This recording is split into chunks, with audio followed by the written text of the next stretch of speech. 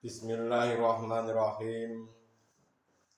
Assalamualaikum warahmatullahi wabarakatuh.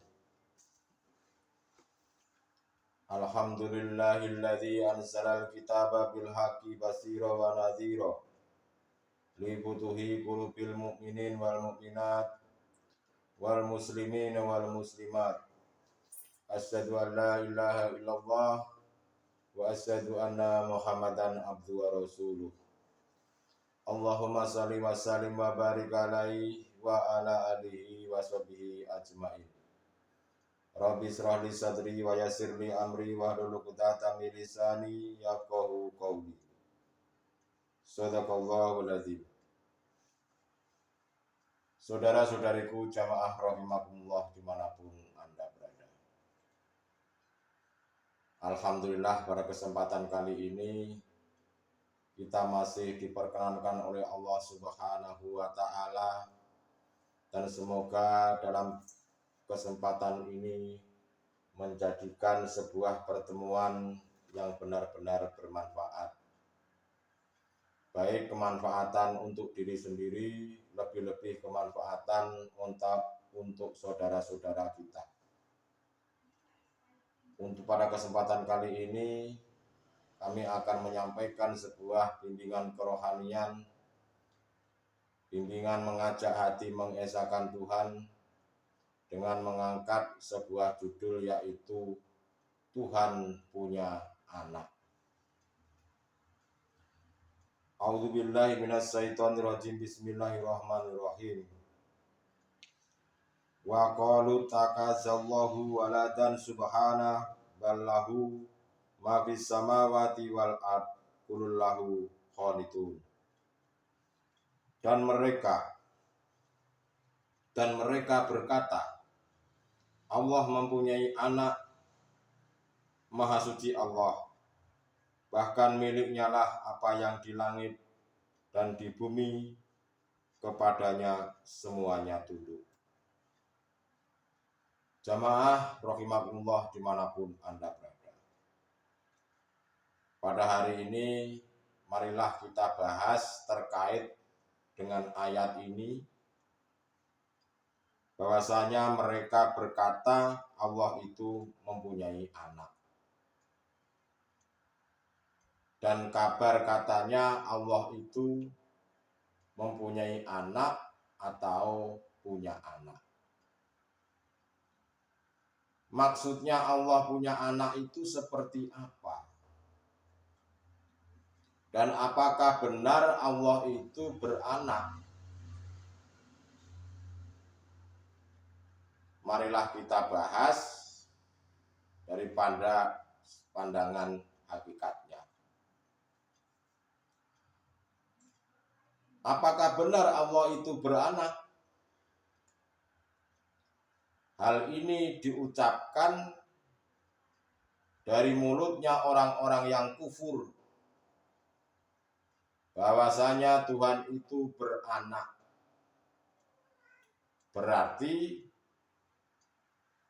mereka mengatakan secara tidak langsung Tuhan itu ada yang perempuan, ada Tuhan laki-laki, lalu melahirkan Tuhan lagi, namanya anak.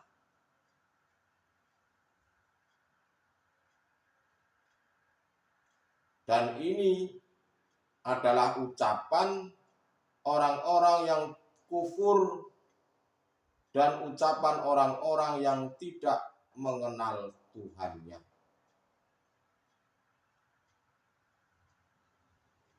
Saudara-saudariku jamaah rahimakumullah dimanapun Anda berada.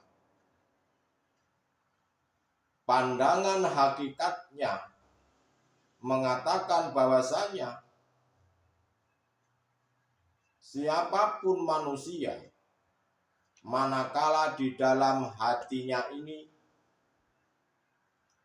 ada sesuatu keyakinan, ada sesuatu iman, bahwa selain hidup itu bisa memberikan suatu manfaat dan bisa memberikan suatu mudarat, itu pada hakikatnya secara tidak langsung itu sama halnya menuduh atau mengatakan bahwa Tuhan itu beranak. Dan ini adalah pandangan menurut pandangan hakikatnya. Subhana ballahu ma fis samawati wal ard. Kulullahu qanitun. Maha suci Allah, bahkan miliknya lah apa yang di langit dan di bumi, kepadanya semuanya tunduk.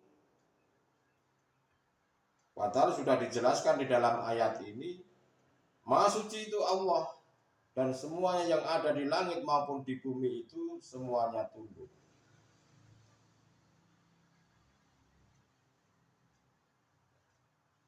Dan ini kalau menurut pandangan hakikatnya sudah saya katakan tadi, bahwasanya siapapun manusia manakala di dalam hatinya memiliki sebuah iman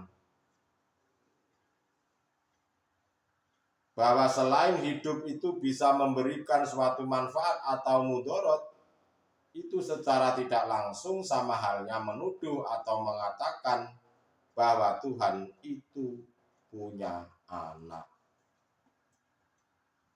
Bentuk pembuktiannya, kalau secara tidak langsung hati ini menuduh bahwasanya Allah itu mempunyai anak, manakala di dalam hati kita itu masih ada selain Allah Subhanahu wa Ta'ala.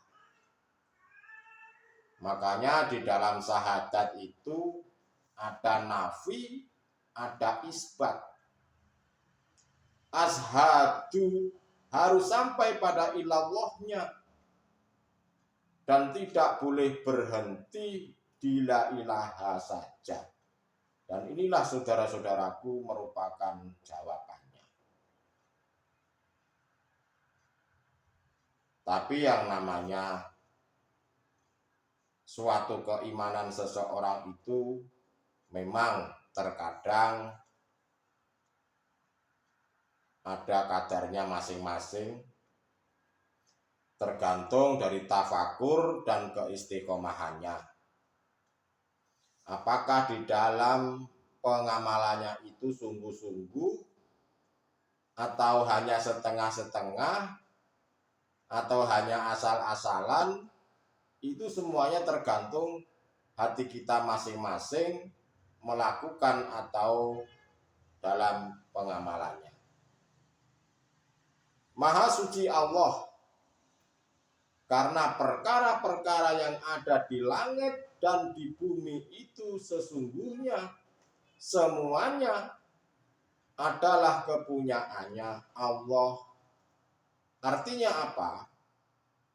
Bahwasanya Allah itu maha suci dari tuduhan-tuduhan tentang Tuhan itu punya anak. Maksudnya, dalam hati seseorang, hatinya ahli suhud, hatinya itu suci dari perkara-perkara yang menyekutukannya. Dalam hati ini sudah tidak ada lagi kedzaliman, sudah tidak ada lagi kekufuran pada Allah. Hati beliau ini disucikan dari hal-hal kesenangan-kesenangan duniawiyah, perkara-perkara selain Allah. Karena pada kenyataannya, hakikatnya, bahwa semua perkara-perkara, baik yang ada di langit maupun yang ada di bumi, baik yang nampak ataupun yang dikatakan tidak tampak, itu semuanya hanya kepunyaannya Allah, hanya mutlak kekuasaannya Allah Subhanahu wa Ta'ala. Artinya, diri manusia ini, seseorang manusia itu tidak mempunyai hak apapun atas segala-galanya. Yang mungkin masih merasa pintar, yang mungkin masih merasa hebat, masih merasa hafal Al-Quran, masih merasa hafal hadis, masih merasa sanadnya Rasulullah, dan masih merasa baik di dalam dirinya, itu makhluk. Itu tidak punya hak apapun sebetulnya.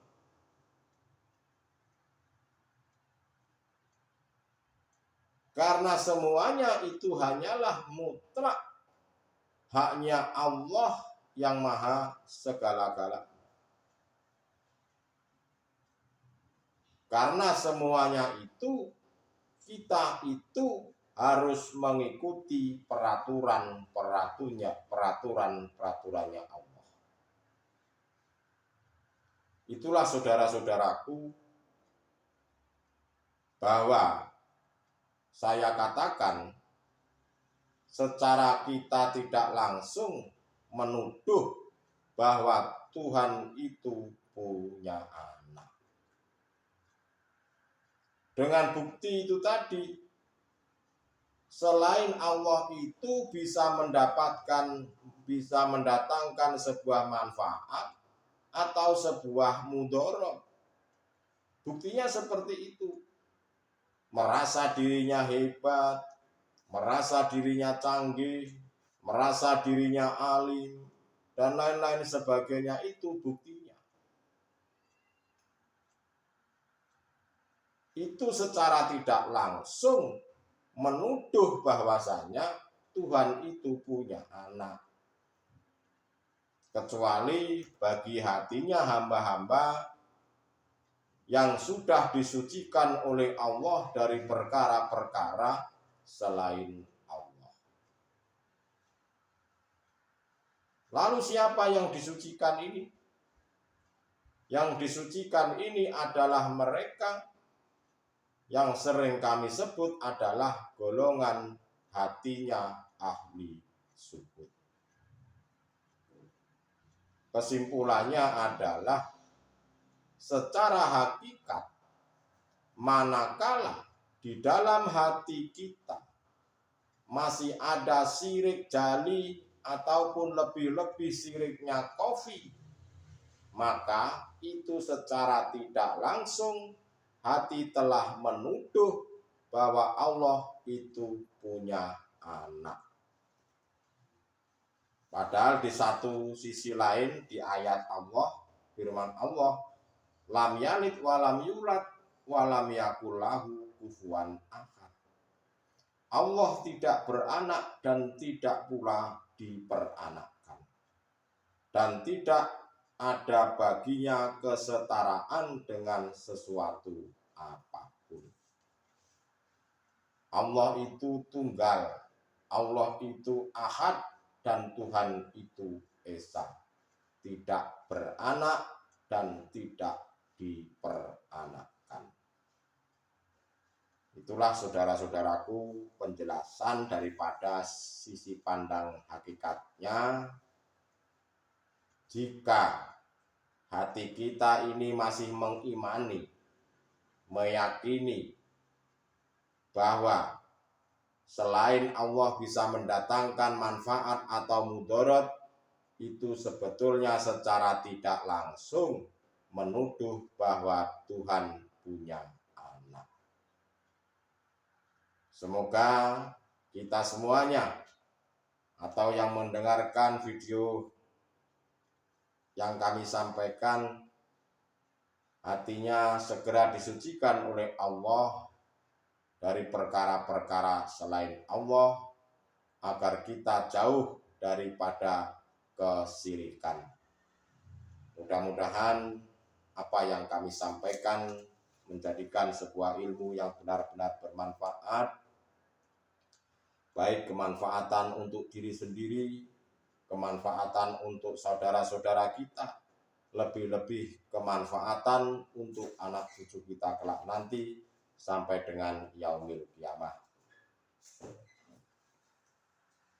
Cukup sekian, mudah-mudahan bermanfaat.